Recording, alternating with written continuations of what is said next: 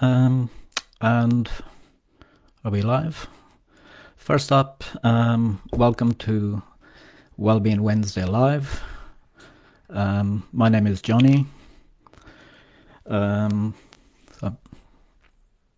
I think we've only just gone live. So I'll just say that again. Everybody, first up, welcome to Wellbeing Wednesday Live. My name is Johnny, and as well as being a member of the group here, the admin team at Let's Speak, I'm also an online therapist, and I specialise in anxiety, trauma, addiction, and depression. So we thought, what better place to actually talk about this than on our Wednesday live session.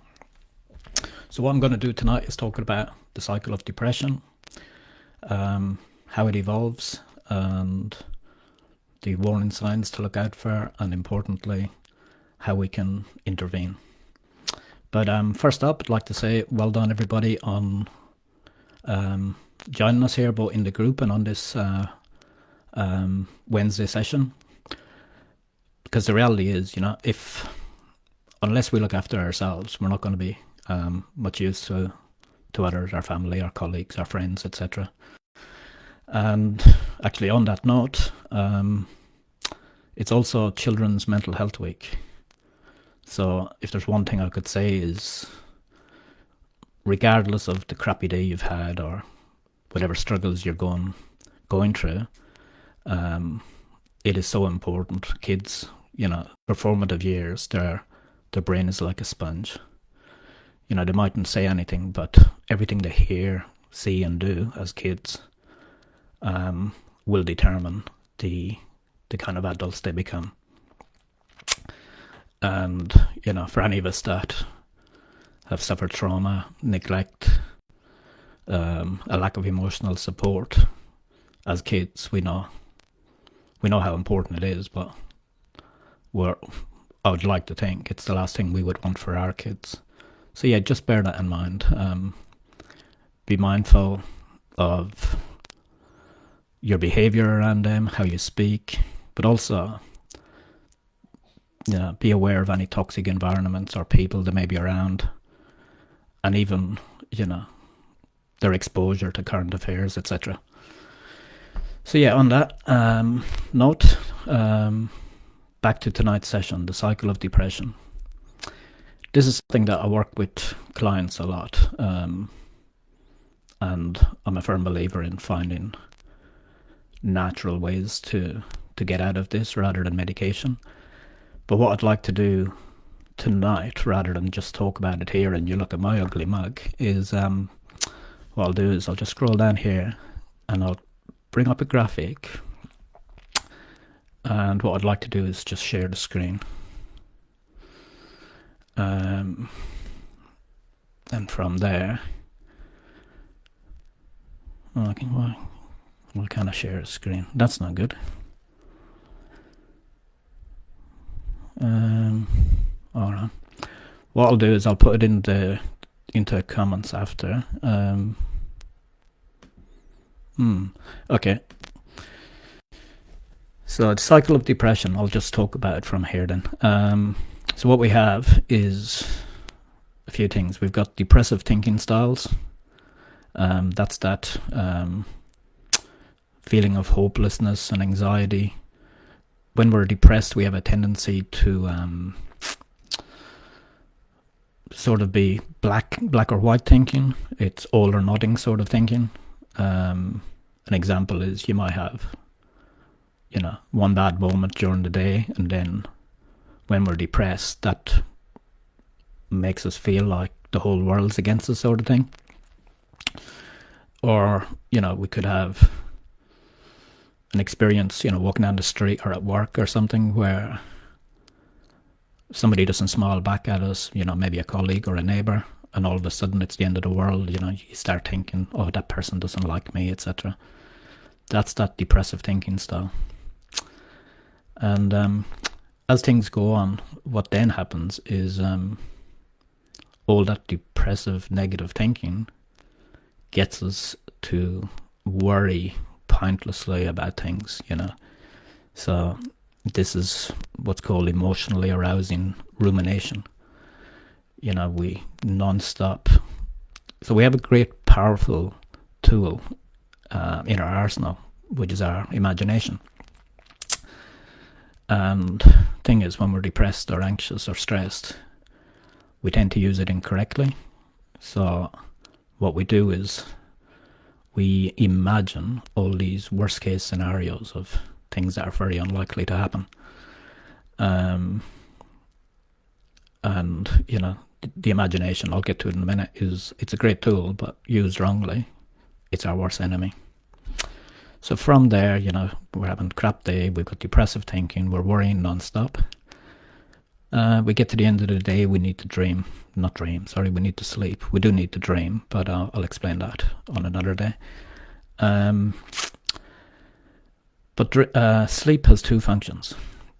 We need to sleep for our bodies to recuperate, and that's the deep sleep. But there's another phase of sleep called REM, rapid eye movement, and that's when we dream. Now, I'll keep it simple, but the reason for dreaming is all of the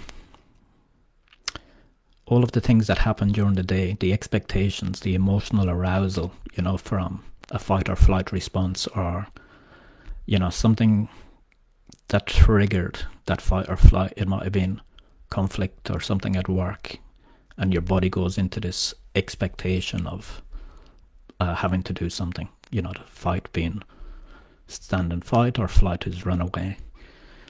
When that doesn't happen, you're still on that war footing, if you like. You're still there, you're on edge, you're ready to go. The hormones have been released in your body, etc. But that perceived danger never happened. And so our body's way of dealing with this, our bodies are really intelligent. How we deal with this is we dream out, if you like, what happened during the day. So when I say dream out, what's actually happening is that when we're in REM, we're actually looking for ends to those little issues during the day. We're looking for a way to resolve it, because how the brain works is when we resolve that issue, we can discard it, we can throw it away. But until we've done that, it's in there, and the brain is still working on, it's still waiting on that expected perceived danger. So when we dream, we're trying to dream it out. And for anyone that's not depressed, that's no big deal. We do it for about an hour and a half, 2 hours out of our 8-hour sleep. And we put things in boxes, we store them, we discard them, everything's fine.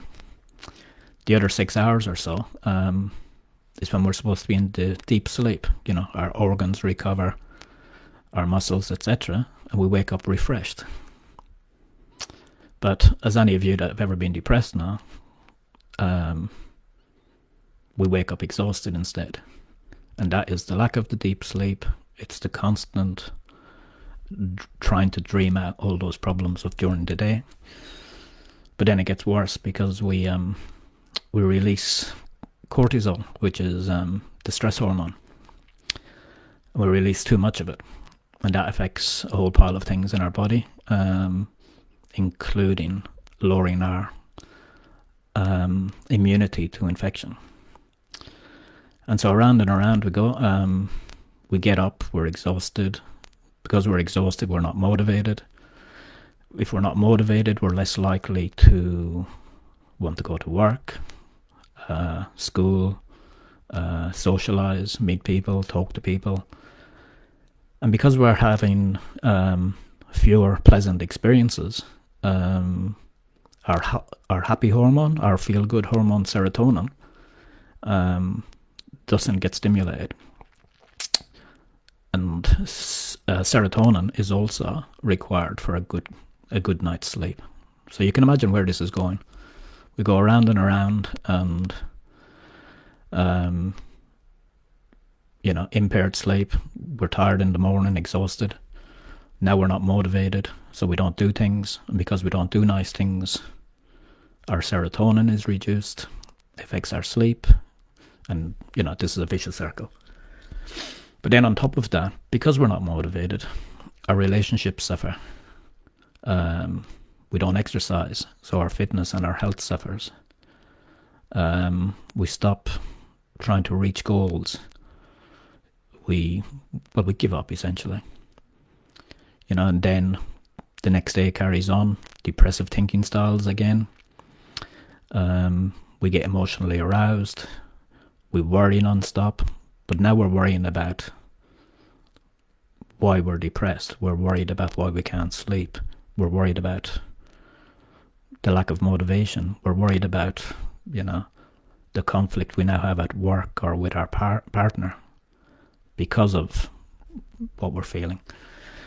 So at this stage, some of us now turn to, a coping mechanism, whether it's addiction,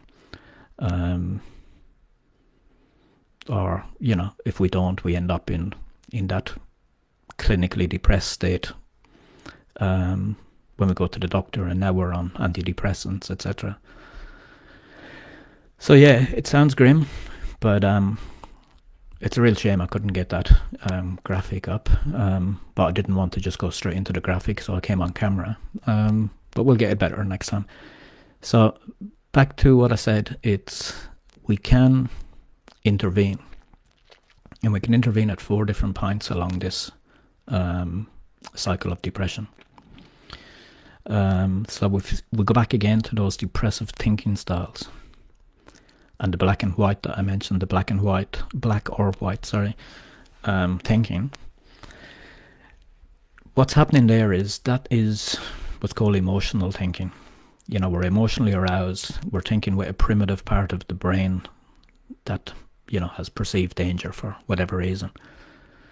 And how we intervene in at this stage is we need judgment. We need to be objective and think about what's actually happening.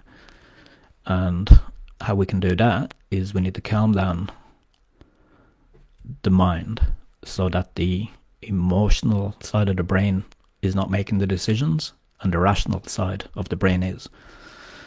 And how we would do that, I do that in therapy with hypnosis. How you can do it on day to day is you could use a deep breathing technique such as 7-11. 7-11 is, and it could be 5-7, it can be whatever you want, but it's important that the out breath is longer than the in breath.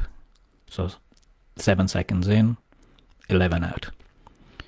And what this does is calm down the brain, calm down the mind, it slows down the heartbeat, etc. again. So you get into a calm state where you can make rational decisions. The second point, or the second stage that we can intervene, is the emotional arousing rumination, that constant worrying, that bad use of our imagination. And how we do that is learning to utilize our imagination how it should be utilized.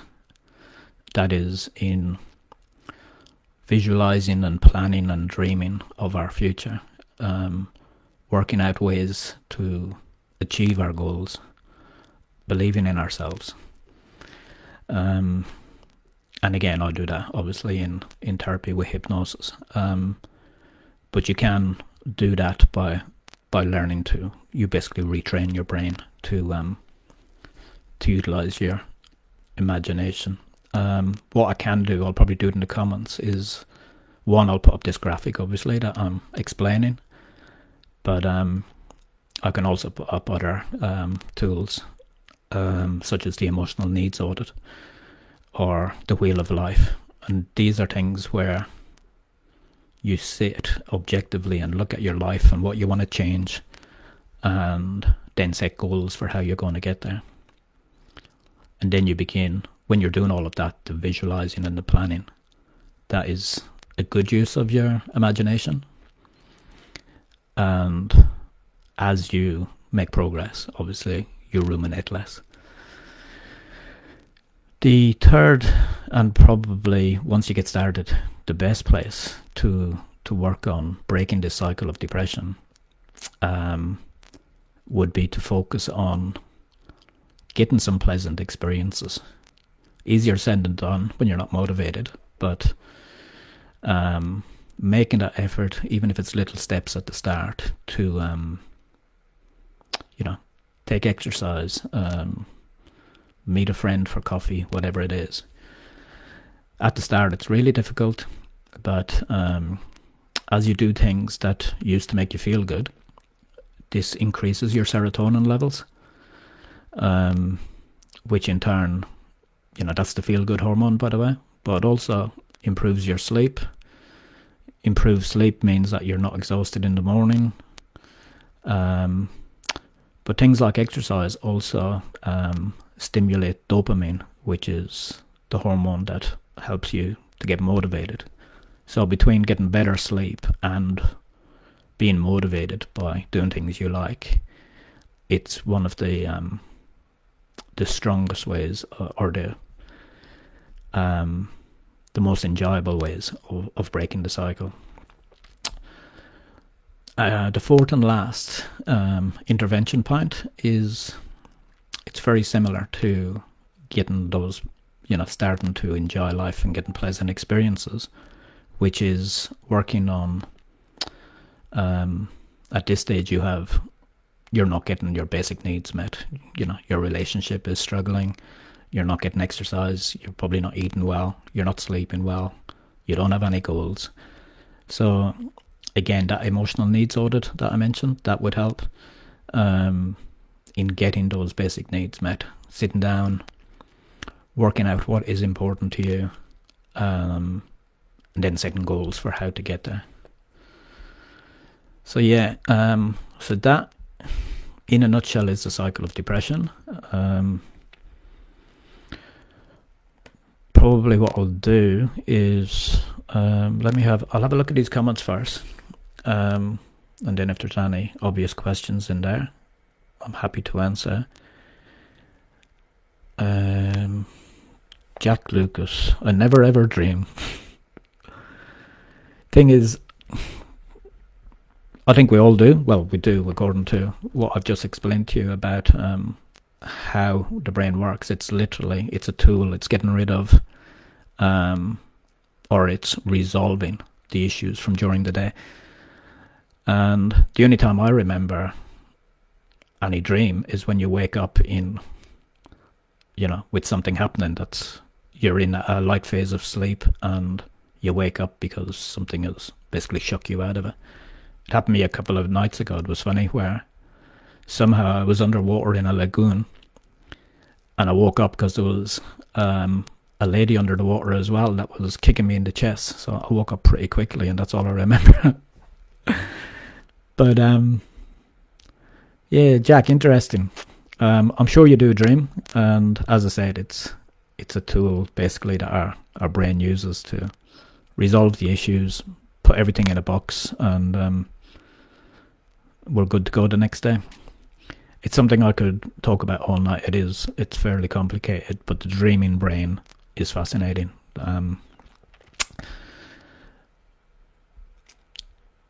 Jason dreams a lot, and that itself, Jason, what you're speaking about there,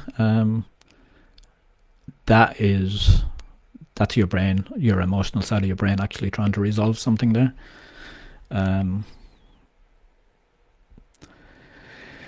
Ian doesn't either dream.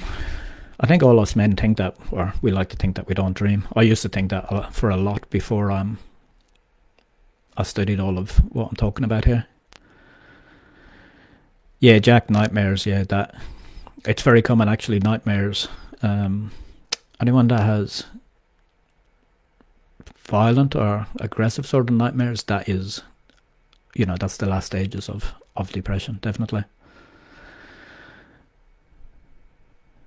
How my day pans out depends entirely on what mood I wake in, and that's the cycle, Jack. I'll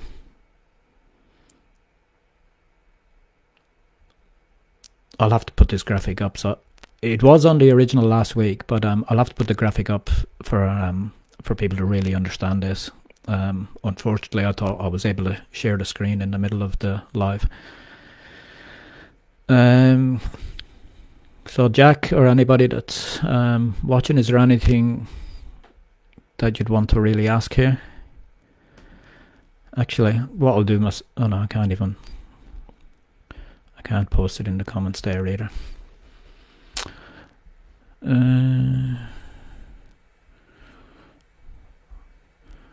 Alright guys, I'll have to leave it at that. I'm sorry that I didn't manage to do what I expected to do, which was show you the screen.